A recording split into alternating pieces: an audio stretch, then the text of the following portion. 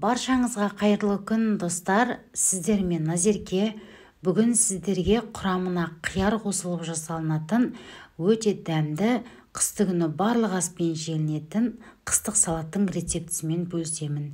Міндетті түрде жасап көріңіздер, достарыңызбен бөлісіп, видеоны қолдап, каналыма тіркеліп қойыңыздар. Ең алдымен салатты бастамас бұрын бісміллә деп бастайтын боламыз. Жуып тазаланған қызанағымызды осылай бөліктерге бөлеміз, керек емес жерін алып тастаймыз. Тәтті бұрышымыздың да керек емес жерін алып, жуып тазалаймыз. Осындай қызыл түрі болса әдемі үйлеседі, немесе осындай менікі сияқты түрі болса да бола береді. Ең алдымен ет тартқыштан осындай ащы бұрышымыздың жарты бөлігін және қызанағымызды міндетті түрде өткізіп алатын боламыз. Содан соң барып қиярымызды домалақтап турайтын боламыз. Қатты жұқа қылып жермеңіздер, езіліп кетуі мүмкін қайнату барысында. Сол себепті мен сіздерге видеода көрсетіп тұрғанымдай бөліктерге бөліп алсаңыздар болады. Мен қосып жатқан қиярдың, қызанақтың, тәтті бұрыштың килограммын описание бөліміне қалдырып кеттім. Тәтті бұрышымызды ұзынша етіп турайтын боламыз. Жұқа етіп турасаңыздар болады. Осы кезде сарымсақты жақсылап жуып тазалап, ет тартқыштан өткізбей, жай ғана пышақтың көмегімен майда етіп турап аламыз. Сарымсақ көп қосқан сайын сіздің салатыңыз дәмдірек болады. 2 бас орташа сарымсақ пайдаланатын боламыз. Жуып тазаланған бізге укроп және кинза қажет болады. Керек емес жерін алып тастайсыздар, керек жерін пайдаланатын боламыз.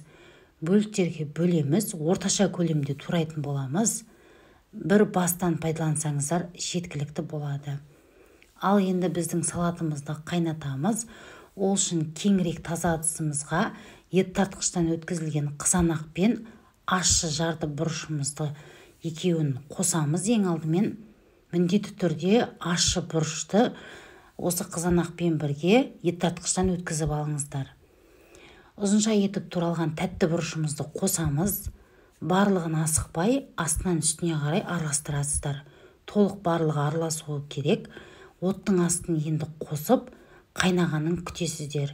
Осы видеодағыдай қайнап бастаған кезде 15 минут жай отта тағы да қайнатасыздар. Одан артық қайнатудың керегі жоқ. 15 минут қайнатсаңыздар жеткілікті. Ал енді дәміне қарай 3 ас қасық тұз және көрсетілген грамм бойынша қантымызды қосамыз. Барлығын жақсылап тұрып араластырып аласыздар.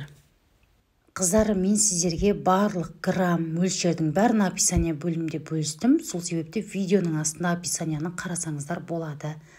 Жақсылап туралған қиярымызды қосамыз, асықпай. Тағы да астынан үстіне барлығын араластырып аласыздар.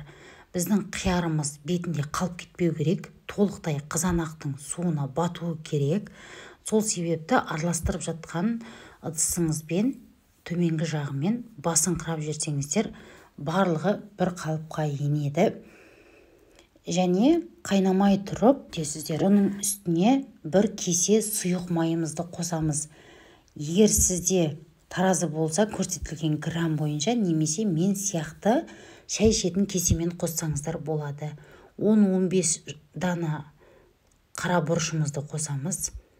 Тағы да жақсылап тұрып араластырып, бетін жауып, қатты отқа қойып, қайнағанын күтесіздер.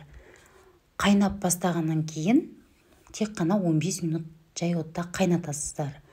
Қатты көп қайнатудың да керегі жоқ, себебі біздің қиярымыз езіліп кетуі мүмкін. Езіліп кетсе, салатымыз ботқа болып кетеді. Өзіңізге ыңғайлы банкыңызды және оның жабатын крышкасын міндетті түрде булап алуды ұмытпаңыздар. Ең соңында туралған біздің сарымсағымызды және укроп, кинзамызды қосамыз. Жақсылап тұрып барлығы бір қалыпқа енгенше араластырыңыздар. Астынан үстіне қарай араластырыңыздар. Араласқан сайын барлығы жақсылап қайнайтын болады. Қайнағаннан кейін 10 минут қана ұстап қайнатасыздар. Қыздар, 10 минут өткеннен кейін оттың астын өшіріп, қақпағын жауып қоясыздар. Міндетті түрде осы кезде байқасаңыздар, біздің қиярымыздың түсі өзгереді. Осы видеода көріп тұрғандарыңыздай ерекше түске енгеннен кейін барып біздің салатымыз дайын деген сөз. Бастапқыға қарағанда әлде қайда түсі өзгереді. Және буланған дайын банкаларыңызға жайлап өздеріңіздің ыңғайларыңызға қарай құйып аласыздар. Егер сіздерде шашылмайтын, төгілмейтін арнайы ыдыстарыңыз болса, солай құйып алсаңыздар болады. Немесе үй жағдайында менің жолдасым сияқты керек емес баклажкаларыңызды кесіп, дәл видеодағыдай асықпай, төкпей, шашпай, әдемі етіп молынан құюға да болады. Пайдаларыңызға жарасын, егер білмеген болсаңыздар. Осылай сұйығынан және қоюынан араластырып құясыздар. Крышкасын жауып, жақсылап тұрып банкамызды жабатын боламыз. Жабу барысында міндетті түрде банканы керісінен қарап төңкеріп қоюға да болады, немесе мен сияқты төңкермей, жай ғана осындай өзіңізге ыңғайлы затпен орап қоясыздар. Міндетті түрде жасап көріңіздер. Қазақша каналдың YouTube арнасында дамуына үлес қосып, каналыма тіркеліп қойыңыздар.